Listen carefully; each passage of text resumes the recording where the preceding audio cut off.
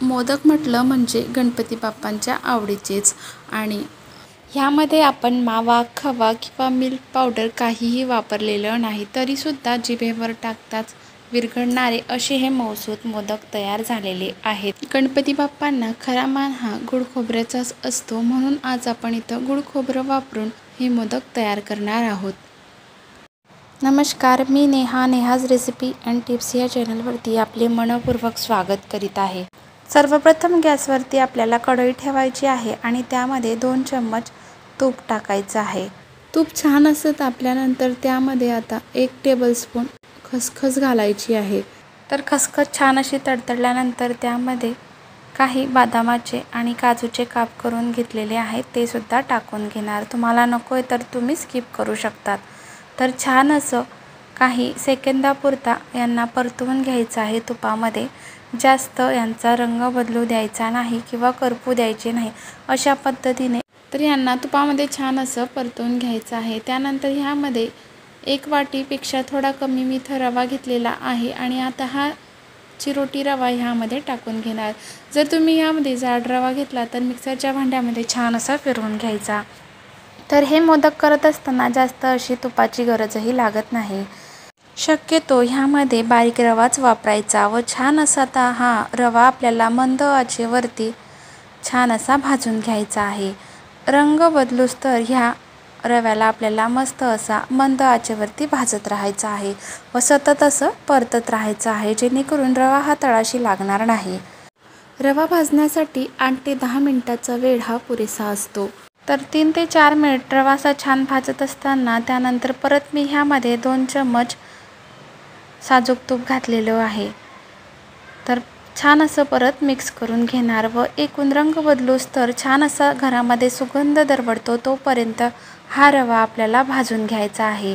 तर छान असा रव्याचा हा रंग बदललेला आहे, पाहू शकता तुम्ही. त्यानंतरच ह्यामध्ये आपल्याला पुढचं जिन्नस हे घालायचं आहे.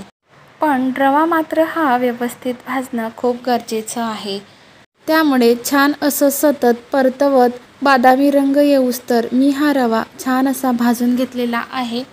रवा भाजत असताना आपल्याला जाड तळाची कढई घ्यायची आहे व सतत हा रवा परतत राहायचा आहे. जेवढा रवा आपण चांगला भाजू ना तेवढे आपले हे मोदक छान येतात व रवा जर कच्चा राहिला ना तर मोदक हे चिकट होतात. आता ह्यामध्ये 1 वाटी ओल्या खोबऱ्याचा खीस, म्हणजे जेवढा आपण रवा घेतला ना तेवढंच ह्यामध्ये खोबऱ्याचा खीस घालायचा आहे. तर मी तो ओलं नारळाचा खीस घेतलेला आहे. तुम्हाला हवं आहे तर तुम्ही डेसिकेटेड कोकोनटसुद्धा ह्यामध्ये घालू शकतात. तर आपल्याला छान असं हे चांगलं सतत परतत राहायचं आहे. ओलं खोबरं आहे, सध्या पावसाळ्याचे दिवसही आहेत. ओल्या खोबऱ्याचा कुबट किंवा खवट वास येतो, त्याकरिता छान असं भाजून घ्यायचं आहे. त्यामुळे हे खोबरं छान असं परतून घेणं गरजेचं आहे. ओल्या खोबऱ्याचे मोदक हे चवीला अप्रतिम लागतात. त्यामुळे मी इथं डेसिकेटेड कोकोनटचा वापर न करता ओलं खोबरं घेतलेलं आहे व छान असं परतून घेतलेलं आहे. रवासुद्धा मस्त असा, जेव्हा आपण ह्यामध्ये ओलं खोबरं घालतो तर त्यामध्ये भरपूर असं मॉइश्चर असतं, जे की रवा शोषून घेतो व त्यामुळे रवा छान असा मऊसूत तर होतोच, त्यासोबतच छान असा फुलतोही व दाताखाली खाताना कचकच असा लागत नाही. छान असा मऊसूत हा आपला रवा फुलत असतो, म्हणून मी इथं ओल्या खोबऱ्याचा वापर केलेला आहे. तर बघा, मिश्रण असं छान सुटसुटीत व्हायला पाहिजे. तर अशा पद्धतीने खोबरंसुद्धा छान असं भाजलं गेलेलं आहे आणि छान असा सुगंध घरामध्ये दरवळत आहे.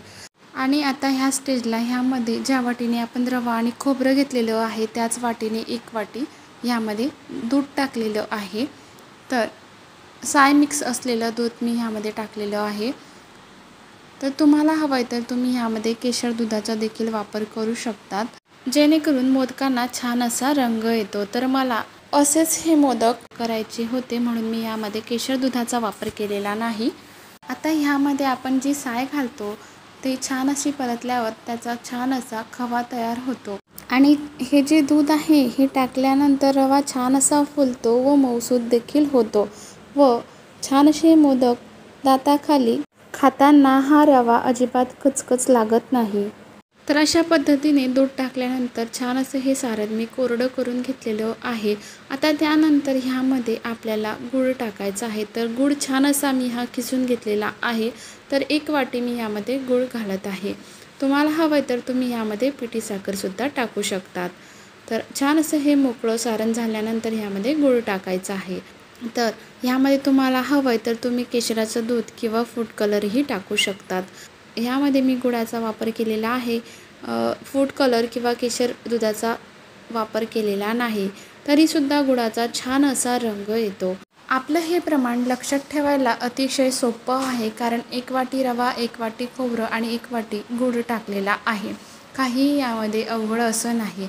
तर आता गूळ टाकल्यानंतर छान असं सगळं हे मिश्रण एकजीव करून घेऊया आणि जसजसा हा गूळ ह्यामध्ये वितळेल तसतसं हे मिश्रण थोडं सैलसर होईल। तर अशा पद्धतीने बघा लो फ्लेमवरती मिक्स करत राहायचं आहे आणि छान असा सुरेख रंग आलेला आहे, पाहू शकता तुम्ही। छान असं मऊसूत हे मिश्रण तयार झालेलं आहे आणि अगदी पेढ्याच्या मिश्रणासारखं हे मिश्रण तयार झालेलं आहे। जास्त आपण ह्यामध्ये तुपाचा वापर केलेला नाही। तर तुम्हाला हवं तर तुम्ही 1 वाटी दुधाऐवजी 1 वाटी सायचा देखील ह्यामध्ये वापर करू शकतात किंवा मस्त असं गूळ खोबऱ्याचं मऊ लुसलुशीत आपलं हे मोदकाचं सारण तयार झालेलं आहे। तर आता हे सारण मी एका बाउलमध्ये काढून घेणार। मिश्रण पूर्णपणे तयार झाल्यानंतर यामध्ये मी जायफळ किसून घातलेलं आहे। तर व्हिडिओ स्किप झाल्यामुळे मी तुम्हाला दाखवू शकले नाही। तर गुळाचा कोणताही पदार्थ असो त्यामध्ये जायफळ पावडर ही आवर्जून घालावी किंवा ह्यामध्ये जर तुम्ही पिठी साखर टाकली ना तर वेलची पूड घालावी। त्यानंतर मोदकाच्या साच्याला तूप लावून घेणार। तर माझ्याकडे असा हा मीडियम आकाराचा मोदकाचा साचा आहे, तुमच्याकडे जोही अवेलेबल असेल तो तुम्ही घेऊ शकता। तर अशा पद्धतीने मोदकाच्या साच्याला तूप लावल्यानंतर छान असं दाबून दाबून आता हे सारण यामध्ये भरायचं आहे। तर अशा पद्धतीने दाबून दाबून जर सारण भरलं ना तर मोदक हा एकसारखा दिसतो व दिसायलाही आकर्षक आणि सुबक सुंदर तयार होतो। तुम्हाला हवंय तर तुम्ही मोदकाच्या साच्यामध्ये पिस्त्याचे काप लावून देखील हा मोदक तयार करू शकतात। छान असा सुंदर दिसतो अजूनही। तर अशा पद्धतीने छान असा हा मोदक तयार झालेला आहे। काही नाही, अगदी बोटावर मोजता येईल एवढ्या साहित्यात हे मोदक तयार झालेले आहेत। व तुम्हाला खरं सांगू का, मोदकाच्या साच्याला अगदी पहिल्या मोदकाच्या वेळेस मी तूप लावलं, नंतर गरजही पडली नाही, एवढे भराभर हे मोदक तयार झाले। अगदी नवशिकाऊसुद्धा सहज बनवतील एवढी ही नेहमीप्रमाणे माझी साधी सोपी रेसिपी आहे। तर अशाच पद्धतीने तुम्हाला दुसराही मोदक तयार करून दाखवते। अगदी जिभेवर ठेवताच विरघळणारे एवढे हे मऊसूत मोदक तयार होतात।